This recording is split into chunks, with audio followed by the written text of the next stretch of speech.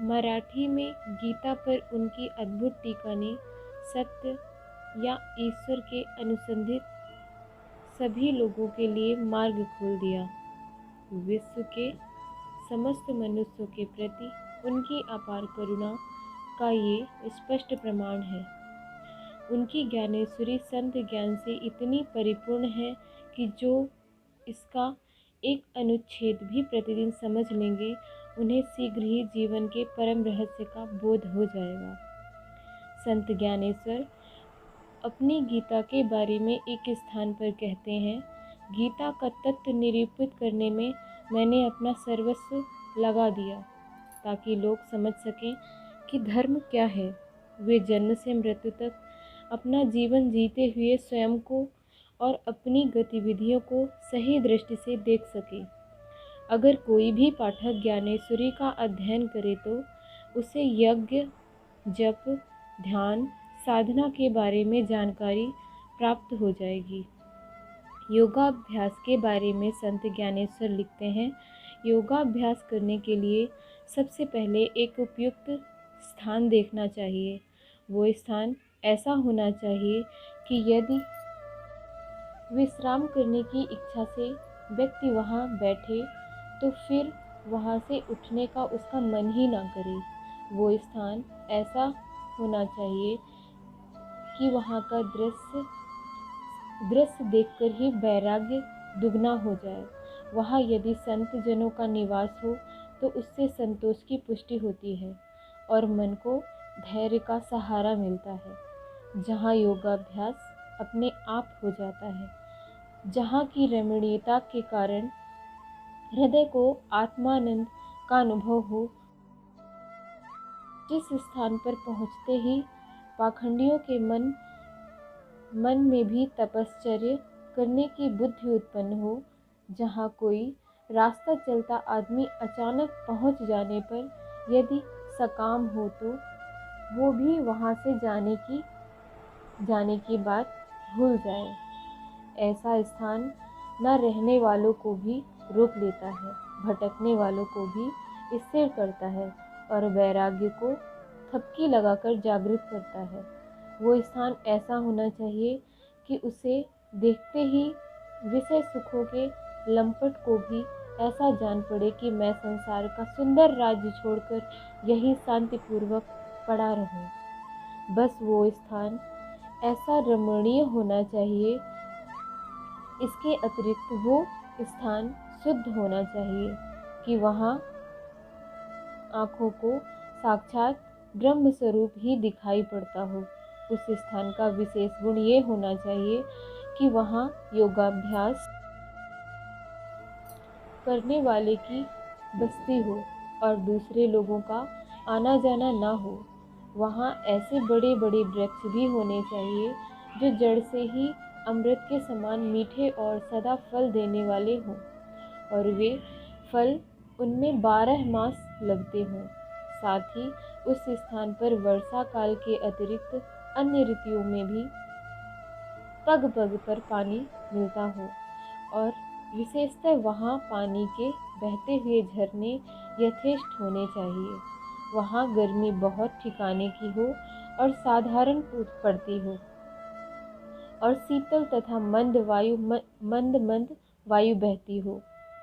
योग साधना के लिए स्थान कैसा हो, इसकी रूपरेखा का वर्णन हमें ये बताता है कि ऐसे स्थानों पर ही साधना फलीभूत होती है, अर्थात इष्ट के दर्शन होते हैं। ज्ञानेश्वरी के 6 अध्याय में 12 से 16वें श्लोक तक योग संबंधी व्याख्या अद्भुत है।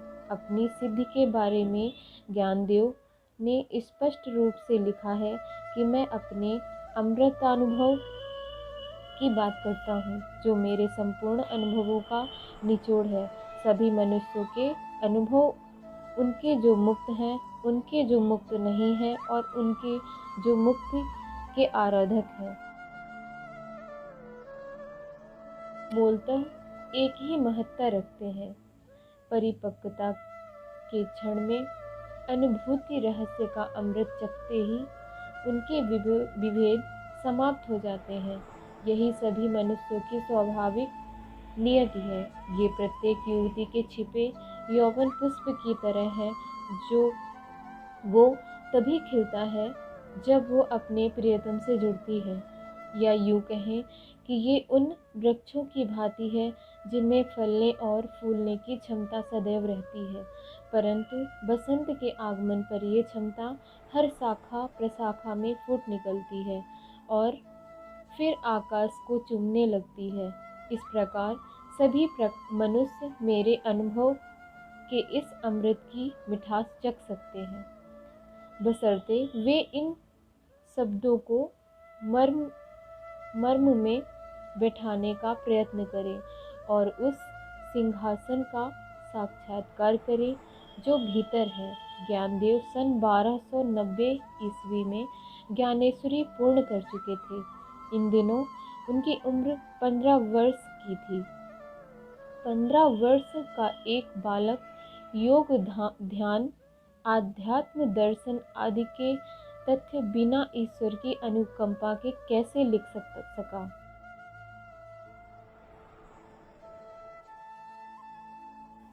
यहीं आकर आधुनिक विद्वानों को असमंजस्य का सामना करना पड़ता है और वे ज्ञानदेव की प्रतिभा पर विश्वास नहीं करते।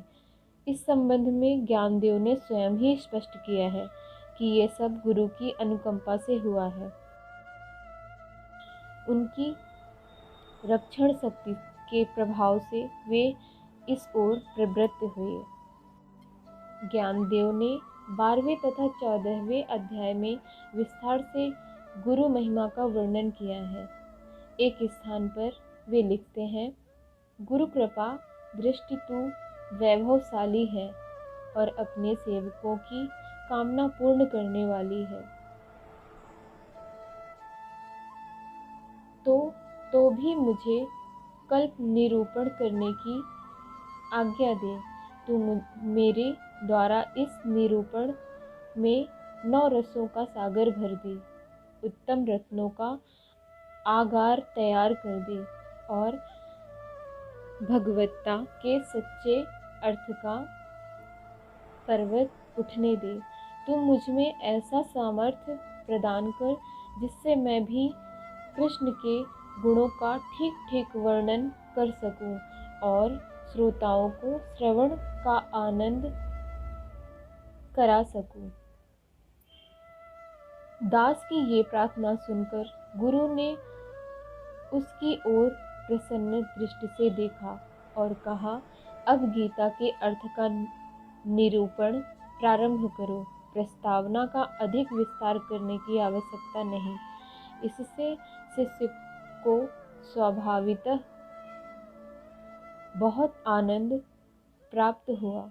ज्ञानदेव जिन दिनों पैठण में ज्ञानेश्वरी लिख रहे थे, उन्हीं दिनों एक घटना हो गई। उनके ज्ञान से प्रभावित होकर एक ब्राह्मण ने उन्हें अपने घर आमंत्रित किया। ब्राह्मण के पिता का श्राद्ध दिवस था। पितरों के लिए खाली आसन बिछाने का नियम है। माना जाता है पिंडदान के समय पूर्वजों की आत्माएं सूक्ष्म रूप से आकर उसे ग्रहण करती हैं। पिंडदान के पूर्व ही ज्ञानदेव ने कहा, आगतव्यम। इतना कहना था, ब्राह्मण के 3 पूर्व पुरुष आकर निर्धारित आसनों पर प्रत्यक्ष रूप से बैठ गए। पिंड ग्रहण किया। पैठण से निवासा और फिर वहां से सभी भाई बहन आलंदी चले आए। दीपावली के दिन निवृत्ति ने कहा, मुक्ता, आज रोटियां खाने की इच्छा हो रही है। मुक्ता ने कहा, ज्ञान भैया भिक्षा लेने गए हैं, उनके आने पर बना दूंगी, लेकिन बनाऊंगी किसमें? बर्तन तो सब चोर उठा ले गए। कोई बात नहीं, मैं कुम्हार के यहाँ से मिट्टी का तवा ले आती हूँ। मार्ग में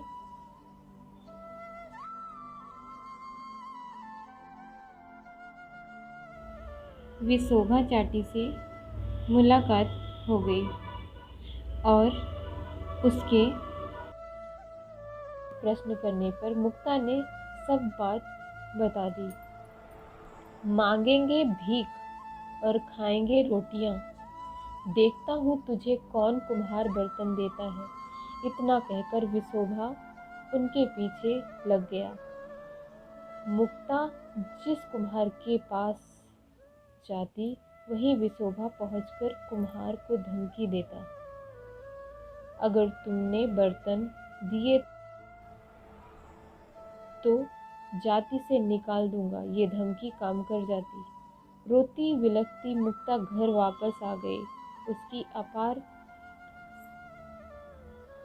उदार शक्ल देखकर ज्ञानदेव ने कहा, अरे पगली, रोती क्यों है?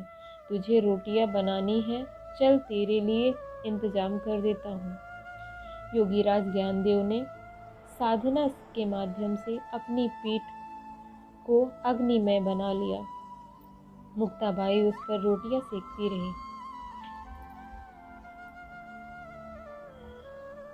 रोटियां बन जाने के बाद मुक्ताबाई ने कहा, भैया रोटियां बना चुकी, अब पीठ को शीतल बना लीजिए।